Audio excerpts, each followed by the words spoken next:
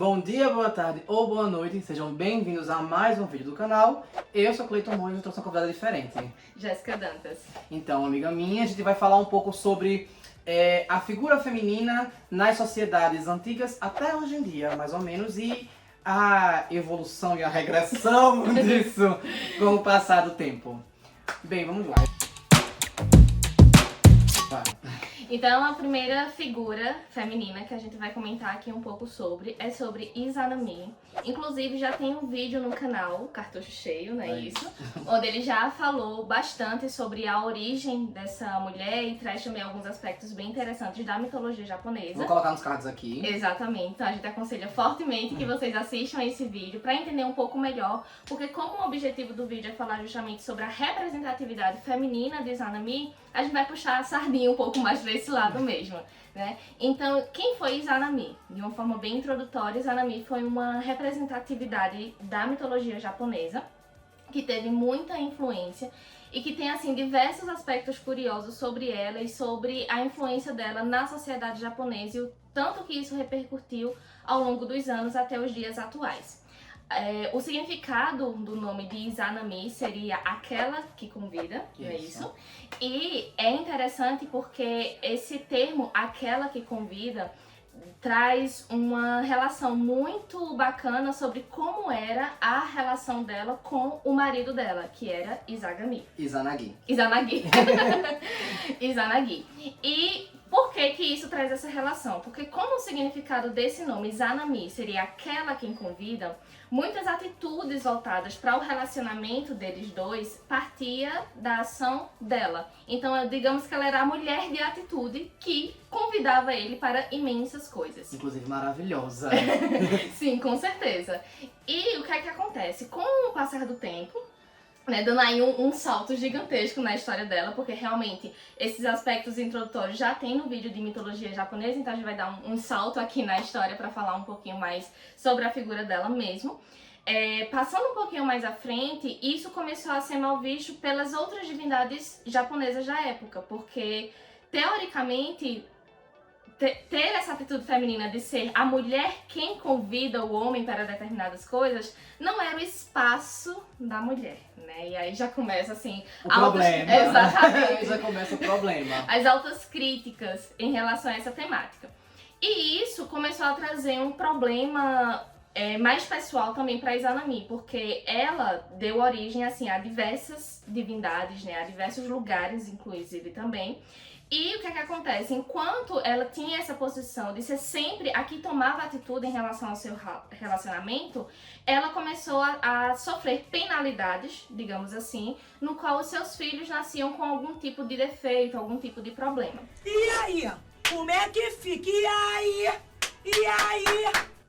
E aí, com o passar do tempo, ela questionou isso, as demais divindades, do porquê que isso estava acontecendo. Só um adendo, o problema que a gente tá falando aqui é um problema de fato. Por exemplo, alguns deuses eles não chegaram a nascer de fato. Eles nasciam e já tomavam a forma de um objeto ou de algum lugar, como ela deu origem, através do parto, realmente, a algumas ilhas. Então, quando a gente fala problema, não é uma pessoa percebendo nada, tipo, não. É realmente uma pessoa que trouxe alguma coisa que não veio a vingar, vamos dizer assim. Com algum efeito negativo. Exato, com algum efeito negativo. Exatamente.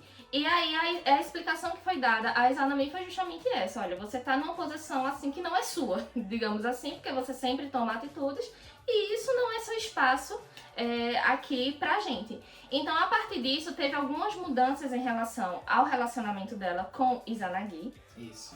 E a partir desse momento, Izanagi passou a tomar atitude, porque o significado do nome dele era aquele quem convida. Então, muitas coisas partiram a partir da ação dele.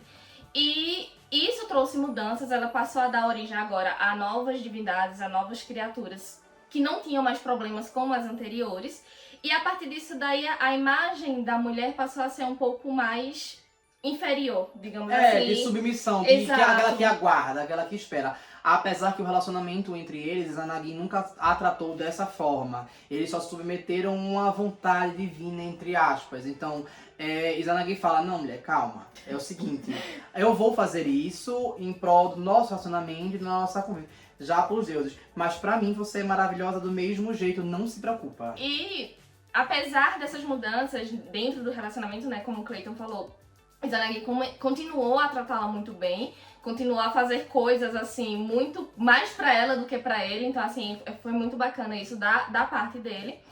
E a imagem de Izanami representou uma grande importância para a sociedade japonesa como um todo. Inclusive, teve-se muito tempo onde a mulher japonesa ela era vista como algo central, algo de extrema importância, uma vez que ela tinha influência positiva sobre algumas ações de cultivo, de ações trabalhistas, digamos assim. A importância de renda também, porque tinha muitas coisas feitas pelas mulheres que eram a principal fonte de renda dos japoneses. Então isso teve uma influência muito bacana. Mas, de acordo com alguns relatos históricos, alguns pesquisadores afirmam que a partir de 1930, mais ou menos, essa imagem da valorização da mulher ela meio que foi caindo por terra, dando espaço para outras questões.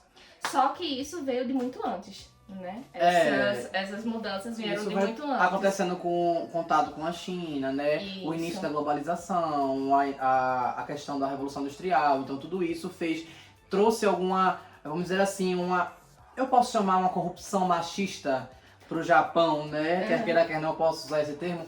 E aí foi trazendo uma corrupção machista pro Japão e foi convertendo alguns preceitos e algumas posturas dos japoneses referente à figura feminina, né? Visto que eles têm uma outra divindade que é considerada como filha de Izanami Izanagi, que é a Amaterasu, que ela é a deusa Sol. Ela é a divindade atualmente mais importante do panteão japonês. Então, a mulher ela continuou tendo seu papel de destaque na mitologia como um ensinamento cultural, né? Então ela continuou tendo um papel de destaque, como alguém importante. E existem várias passagens de que os outros deuses tentam convencer a Amaterasu a sair de um período depressivo que ela teve. Houve uma briga dela com o irmão, e que é um caos, né? Susanoo. E ele que tem que pedir perdão, ele que vai... Apesar que quem faz merda realmente na história é ele, né? Então quem tem que... Sempre tem que ser, né? Ele que tem que pedir, enquanto o Tsukuyomi fica ali à parte, nem se mete. Mas, de toda forma, a mulher, ela, na mitologia japonesa, ela passa por um grande período aí, com uma influência forte. Então a gente pode dizer que, na verdade, o machismo instaurado no Japão, ele não vem necessariamente da própria cultura original deles, né? Ele vem de uma influência externa. Exato, que foi enfiada, assim como outras culturas, que eu vou falar um pouco mais pra frente. Cenas dos próximos capítulos. E aí, outro aspecto também, como o Cleito falou, que muito dessa visão machista em relação à sociedade japonesa teve influência externa, porque originalmente eles hipervalorizavam a mulher, né? Então, de fato, pode não ter sido algo que partiu exatamente deles. E um dos aspectos também levados em conta nesse período de tempo é que a partir daí a mulher começou a ser vista não como agora parcialmente submissa, digamos assim, mas totalmente submissa. O que né? Pelo amor... Já tava ruim antes. Exatamente. Inclusive, tem alguns relatos que falam muito sobre as 3 obediências. E as 3 obediências da mulher japonesa deveria levar em consideração a imagem masculina presente nela. Então, a primeira obediência teria que ser ao pai, a segunda... A cara de Vanessa foi ótima. Ela já declarou. Então, realmente, ela tinha essas 3 obediências. A primeira obediência ao pai, a segunda obediência aos maridos, ao marido. E a terceira obediência, já na terceira idade, que seria aos filhos, homens, tá? Não podia ser filhas, teria que ser os filhos, homens. Ridículo, não é mesmo? Exatamente. Então a gente percebe o quanto que regrediu. E assim, a gente tá falando assim de períodos históricos completamente diferentes, mas a gente percebe o quanto que regrediu do começo, né, da imagem de Izanami, linda, maravilhosa, perfeita, diva, dona de tudo, pra essa imagem da mulher japonesa 100% submissa, né? E assim, a gente fala japonês porque é o contexto daqui, mas isso também foi replicado em diversos outros lugares, né? Uma observação de Izanami também é que ela é considerada tanto uma deusa viva como uma deusa morta, porque mesmo quando ela se torna a primeira imortal a morrer, ela no Yomi, que eu falo também da mitologia japonesa, quando ela tá no Yomi, ela também vira uma divindade que dá origem a outras coisas e a outras divindades. Ela continua o papel dela de deusa criadora parteira, vamos dizer assim. Não, parteira não é aquela que dá luz, né? Aquela que tá parindo ali. É o termo viveiro, né? Isso. Que eu achei péssimo, mas ok. Quem sou eu na fila do pão, né? Mas, enfim. E ela continua dando a função. Então, pra você ver que ela, como mulher, né? Como uma figura feminina, tanto nela, na sua parte de luz, quanto na sua parte de trevas, vamos dizer assim, que não tem o mesmo impacto pros japoneses como tem pra gente, ela segue seguindo a função dela, só do outro lado da moeda. Isso, como a Jéssica falou, a gente pode considerar como uma hipervalorização da figura feminina. Mas nesse caso até maior que o machismo, né? Porque... Então, mas enfim, né? Então, nesse caso... Não, e a partir disso, a gente começa também a observar ao longo da história o quanto que essa imagem ela vem tentando voltar às suas origens atualmente. Tem muitos movimentos de lá pra cá no Japão que estão sendo mudados, né? Tentando conquistar seu espaço. Muitas mulheres hoje optam por não casar, para não ter que ser submetido a essa cultura avassaladora, pra poder... Só que aí o problema é que elas não estão casando, não tendo filhos também. E aí o Japão tá passando por um problema de que não tem população economicamente ativa. E aí, não tendo população economicamente ativa, o país pode colapsar. Então, com a redução de jovens, fica complicado. Então, ao invés dos homens demonstrarem alguma atitude, dizer assim, eu vou ser Izanagi pra você, meu anjo. Eles preferem... Fica aí a dica, tá? Eles preferem não se posicionarem ou serem tímidos. Na verdade, o emocional social japonês, nesse sentido, é complicado, né? Porque sempre poderia ser resolvido com isso. E aí... Uma pergunta. Isso não seria uma seleção natural? Porque se os héteros tops imprestáveis não estão se replicando, se reproduzindo, só quem está se reproduzindo é os que prestam. É os que presta. É verdade. Fica aí o questionamento. Que é o questionamento. É um ótimo ponto de vista. Realmente. Vamos replicar aqui. Vamos extinguir os héteros tops. Uma extinção em massa diversificada. Mas olha, foi uma mulher que falou, eu não vou deixar bem claro. Tá. E hétera. Então tem local de fala. Exatamente. Sim, enfim, e aí tem muitas coisas sofrendo, mas o Japão ainda tem muita expressão xenofóbica, machista e entre outras coisas. Meio que uma forma diluída na sociedade, mas aí fica esse problema. E vocês podem dar uma pesquisada a respeito da taxa de natalidade do Japão tá baixa, e isso é um problema futuro para eles. E eles estão tentando medidas o máximo possível para contornarem isso de um tempo para cá. Então de 15 anos, mais ou menos. Vai adicionar mais alguma coisa na minha ou a gente pode partir para a próxima? Eu só ia complementar uma coisinha em relação a isso, de que muitas mulheres mais jovens, né, elas estão tentando buscar novamente os seus espaços de conquista, digamos assim. E aí é muito interessante porque por mais que tenha sido reforçado essas ações machistas nesses lugares, essas mulheres elas continuam seguindo aí nessa busca de conquista pela imagem representativa que elas tinham desde o início da história. E isso é muito bacana porque é aquela compreensão tipo assim, eu sou isso, mas eu sei que eu posso ir além. E eu acho isso assim, fantástico, acho isso maravilhoso. Então... Tu vai falar da perseguição, a gente deixa sem. Do negócio da faculdade. Não, vamos expor. Por Então, favor. É porque teve uma faculdade no Japão que tava aumentando em... Faculdade de Medicina. Exato. Que estava aumentando em 20% a nota dos homens para que as mulheres não entrassem. Exatamente. E isso é tipo, da agora, do século XXI, tá certo? Foi o quê? 2018? Pelo que eu vi, foi pelo menos o período entre 2006 e 2018 estava acontecendo. Não, mas que foi descoberto. Foi acho que foi 2018. Acho que foi 2018, se não me engano. Isso. Mas você vê, 2006 a 2018, 12 anos. Inclusive, nesse meio teve uma treta de colocar filho de político pra dentro da faculdade. Que tristeza. Foi por isso que foi descoberto, inclusive. Exato, porque começaram a investigar por causa disso e eles descobriram uma treta maior. Horrível, né, pensar nisso, né? Exatamente. Mas, infelizmente, existe isso no mundo. E uma faculdade renomadíssima, viu? Pesquisem aí na curiosidade. A gente pode até botar o link na descrição, acho que é bacana. Eu acho interessante. O vídeo ele é bem resumido, então assim, se você quiser se aprofundar, a gente aconselha a buscar a pesquisa original, né? Mas só pelo vídeo você já fica horrorizada.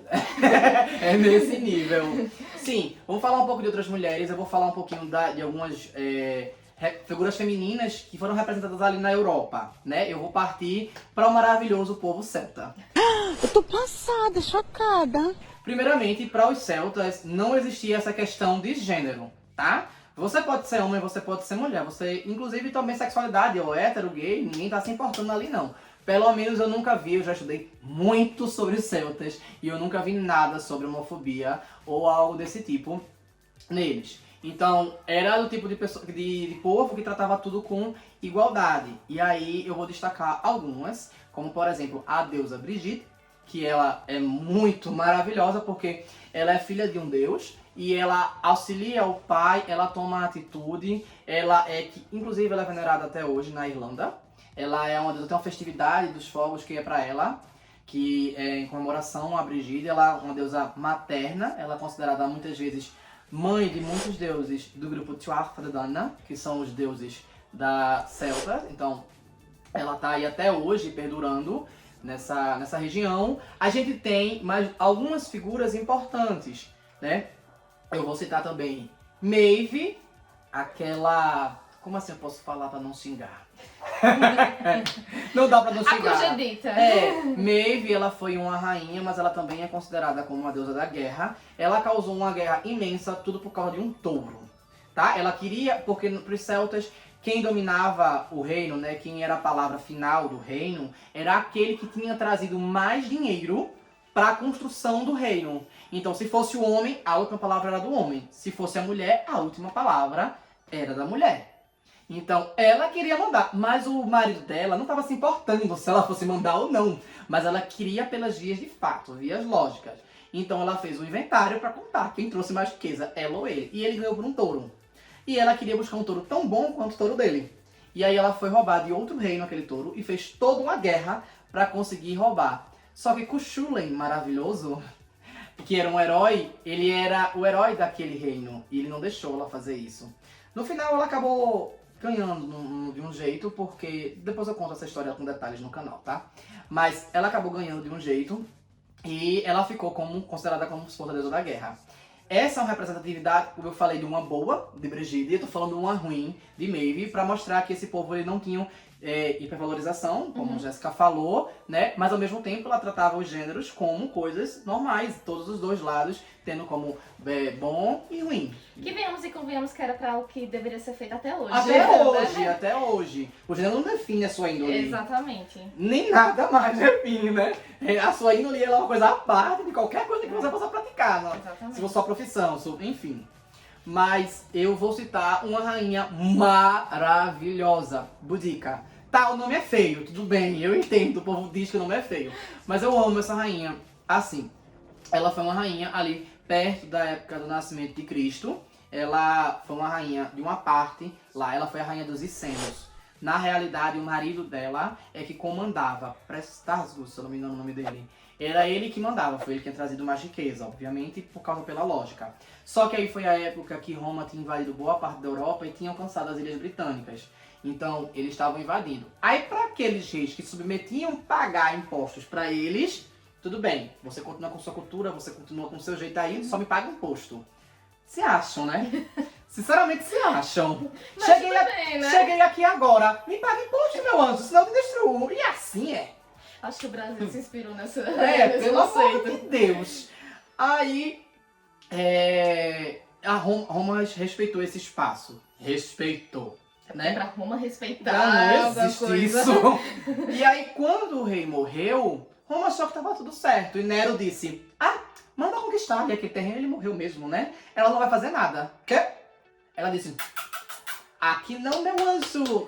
Debaixo das minhas asas, não. E aí ela foi rebelde e bateu de frente com eles. O problema que foi o seguinte.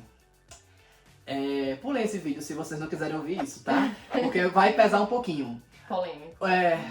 Os soldados romanos, na verdade os líderes romanos que atacaram os essenos, eles aprisionaram ela, acorrentaram, torturaram ela. E enquanto ela via, as filhas dela de 10 e 12 anos foram violadas sexualmente. Caramba. Por isso que tu não queria me contar antes, né? Exato. Foram violadas sexualmente pelos soldados, por alguns soldados. O que é que essa mulher fez? Minha gente, só de ler isso eu fico revoltado, indignado. Então assim, imagina a mãe. Essa mulher virou um bicho, ela ficou assim, possessa. Que não é pra menos. Não, né? não é pra menos, certíssima, corretíssima. Exatamente. Queria que ela tivesse ganhado, que ela não tivesse morrido na guerra. Mas infelizmente aconteceu dela morrer na guerra. Só que antes de morrer na guerra, a bonitona ela conseguiu unir todos os essenos e fazer uma revolução tão grande que o general Nero pensou em retirar o exército de lá, ou ele próprio ir lá, pra tentar destruí-la. Porque ninguém tava conseguindo domar essa mãe raivosa. Maravilhosa, por isso que eu amo essa mulher. Deus, entendeu? palmas pra ela. Palmas pra ela. Só que o problema foi que alguns falam que ela não conseguiu organizar o exército a ponto. Ela conseguiu juntar muita gente e tinha muito poder de guerra. Só que os celtas costumavam levar os parentes pra guerra, e isso aí expôs as meninas também. Então foi fácil dela ser domada no final das contas quando ela teve a guarda baixa. Em contrapartida, ela tentou dominar alguns lugares e foi organizada e conseguiu destruir, queimar.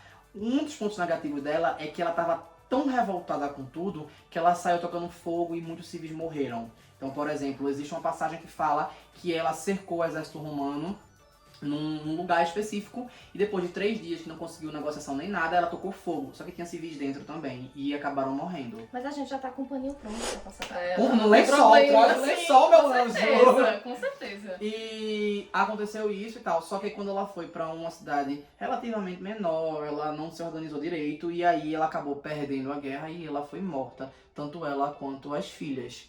O que eu acho uma pena, eu queria que ela tivesse conseguido Com certeza. expulsar Roma de lá. Mas assim, ela é um símbolo, ela se tornou um símbolo feminino muito forte para os celtas e para os povos que descenderam dos celtas, seja os irlandeses, os britânicos ou o povo das Ilhas Britânicas. Tá, os celtas ocuparam quase a Europa inteira, tá? Então assim, França para baixo, pegando as Ilhas Britânicas e pegando para a da Itália, é celta, tá, minha gente? É porque boa parte já estava submissa a Roma naquela época. Porque Roma, né? Roma sendo Roma. Mas enfim, e aí, nesse sentido, ela se tornou um símbolo de luta, de resistência feminina, de força feminina e de representatividade principalmente.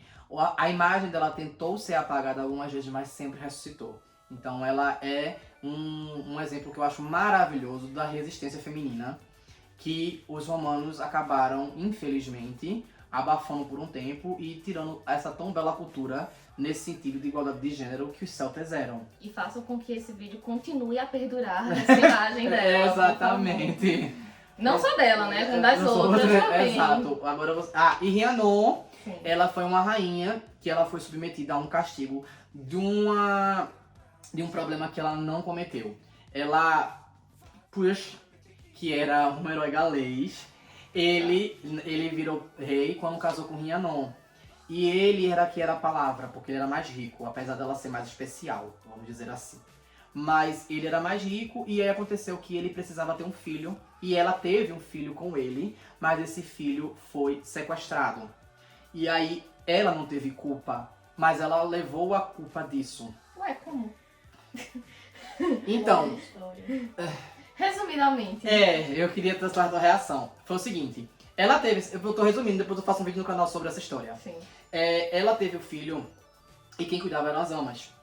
Só que aí as amas, os celtas acreditavam que as bruxas elas podiam roubar as crianças, principalmente antes de ser batizada.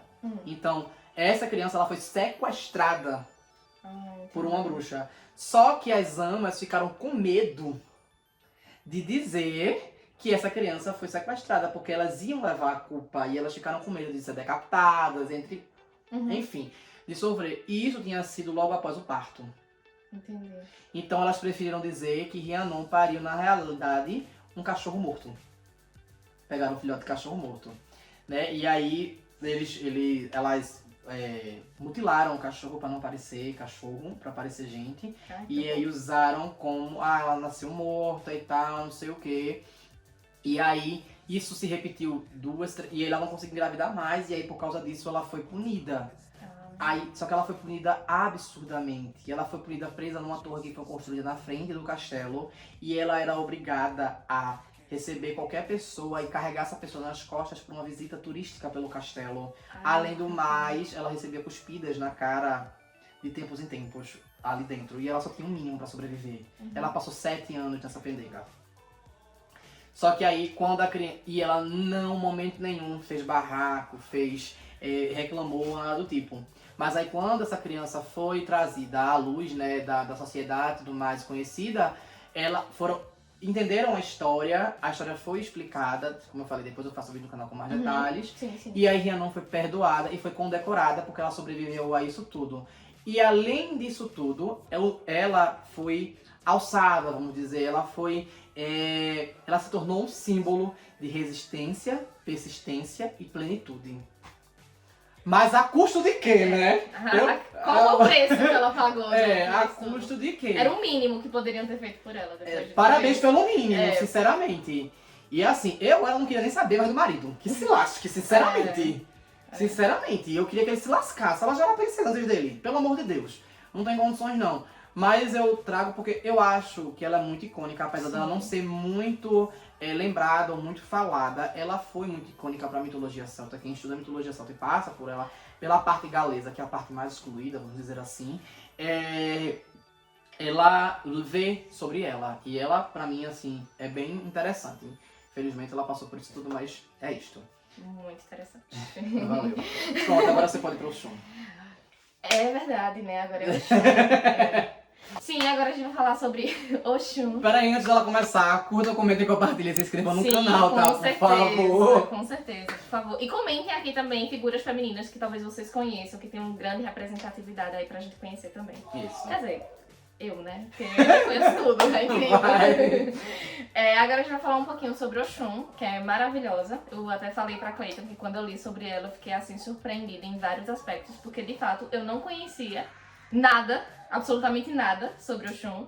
E eu achei muito incrível todo o significado que existe por trás da imagem de Oxum, né? Ela é uma imagem de origem africana, certo?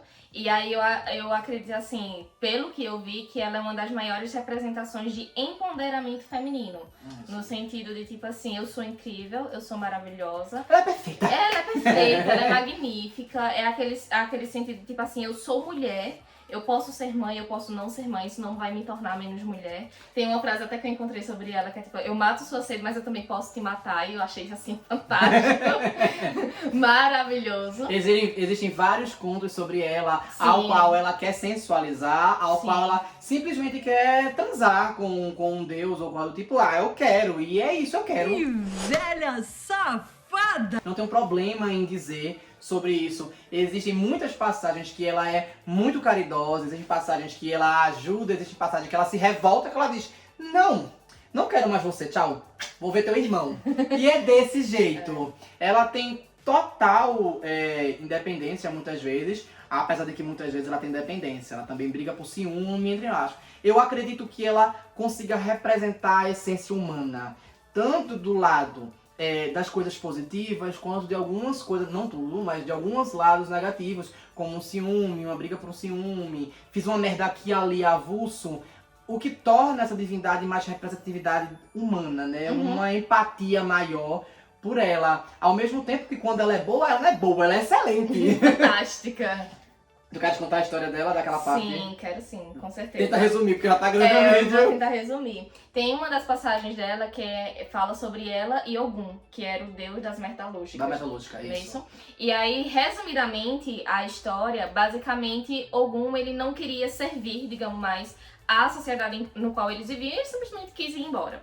E Oxum, com toda a sua expertise, com sua beleza, com seu poder, com tudo que ela tinha de melhor, ela foi atrás de Ogum tentar, despretensiosamente, seduzi-lo pra voltar pra sociedade. Porque como ele era o deus da metalúrgica, ele tinha uma grande influência nas atividades que eram desenvolvidas ali na sociedade. E com a saída dele, a sociedade como um todo começava a sofrer com os trabalhos, né? Ia regredir, né? Porque eles Ia dependiam regredir. dele pra agricultura, pra guerra, pra tudo. Exatamente. E aí Oxum, maravilhosa, ela conseguiu, ela alcançou esse feito de trazer Ogum de volta, né? Tem todo um ritual por trás disso, tem todas as atitudes que ela tomou como quem não quer nada.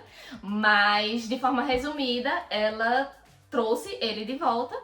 E, a partir daí, ele ficou envergonhado de ter sido seduzido por uma mulher, porque pra ele era demais, mas assim, era o Oxum. E assim, várias outras divindades já tinham tentado, ninguém ter conseguido, mas ela maravilhosa, ela, eu sei como ainda conseguir tem esse ponto, aqui. ainda tem esse ponto, né? Outras divindades tentaram trazer ele de volta e ele não tinha ido.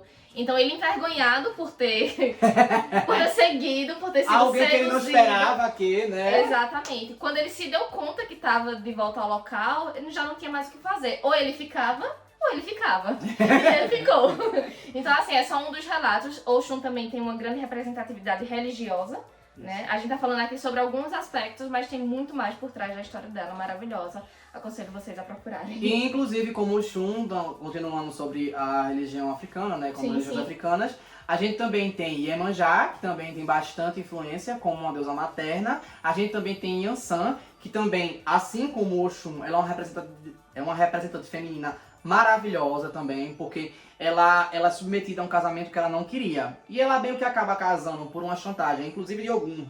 Mas ele também se achava o bichão. Ele se achava, né? Ele se achava. Só que ela dá a rasteira nele. Ela casa, mas depois ela destrói a festa do casamento todo dia virando búfala. Porque muitas divindades africanas se tornavam animais, na verdade todas, mas enfim. Uhum. Praticamente todas, não vou botar todas não, mas enfim.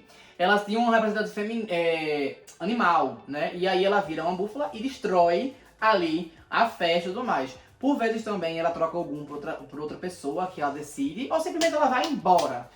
Yansan é a deusa das tempestades. Nesse caso, vou traduzir para vendavais, tá? Tipo, ela traz os vendavais, ela traz os ventos, ela controla os ventos. Ela, enfim, como o próprio vento, ela é arrebatadora, né? Então, ela também é uma boa representação feminina africana ali. Acho que o vídeo já tá muito grande, a gente tem que dar uma corrida, vamos pra Yara. Trazendo pra Yara, que já é uma imagem mais brasileira, né? Yara é interessante a gente falar sobre ela, mesmo que de forma resumida, porque a origem da história de Yara ela tem diferentes possibilidades, né? Então acredita-se que ela tenha influência de contos de Portugal, acredita-se que ela tenha também outros tipos de influência. Da Grécia, dos nórdicos, dos celtas, como os sereianos, por exemplo, dos selques nórdicos, da origem das sereias em si, das grandes navegações, tanto pela parte viking, por causa do peixe-remo, quanto para algumas expedições, até ali britânicas também, com a vaca marinha, ou os portugueses aqui com o peixe-boi, né? Uhum. A gente não sabe ao certo. Na realidade, considerando que o termo sereia, ele é amplo e ele pode abarcar várias representações de vários povos, né? Sobre isso, a gente não pode dizer que a Yara, ela simplesmente foi importada da Europa. Claro. A gente teria que ter um registro certo de quando foi criado a lenda dela e no que foi baseado, Isso. né? Se foi antes ou depois da chegada dos europeus aqui, né? Então, assim, a gente não... Acredita-se que sim, né? Acredita-se que sim, que foi depois Da chegada, mas eu não duvido da autenticidade da Sim, coisa, sim, com até certeza. porque os indígenas brasileiros, principalmente da região amazônica, tinham um contato com a água muito importante. Em várias lendas se fala sobre criaturas que estavam de volta na água, ou que usavam a água para ser furtivo, ou que, enfim, existe contato muito ali, não só com a água, com a floresta também, mas no caso de Yara, ali, né? E aí ela vai trazer a representatividade feminina para o ponto de, como mulher, eu vou ser materna, eu vou lhe abarcar, eu vou lhe proteger, eu vou proteger o que é meu, Mas a como natureza. Oxum, se precisar, eu Como mato. Oxum, ela se precisar, ela Oxum, mata. eu falei errado. Oxum, se precisar, ela mata, ela seduz, E mata ela bem mata. matado. Principalmente homem, né? Homem hétero, né? Inclusive, uma das origens da história dela, né, que acredita-se que tenha sido a formação dela, se dá início pelo fato dela matar todos os seus irmãos, homens. Olha só que maravilhosa. Ele é um heterostão. Pois é, né? E aí a história parte na continuação de que o pai dela foi atrás dela, foi aquela coisa toda, e ela foi jogada no rio, acho que na divisa do Rios Negro e Solimões. Isso. E a partir disso ela foi resgatada por peixes e foi aí, a partir daí, que ela tomou a característica de metade mulher e metade peixe. A nossa sereia.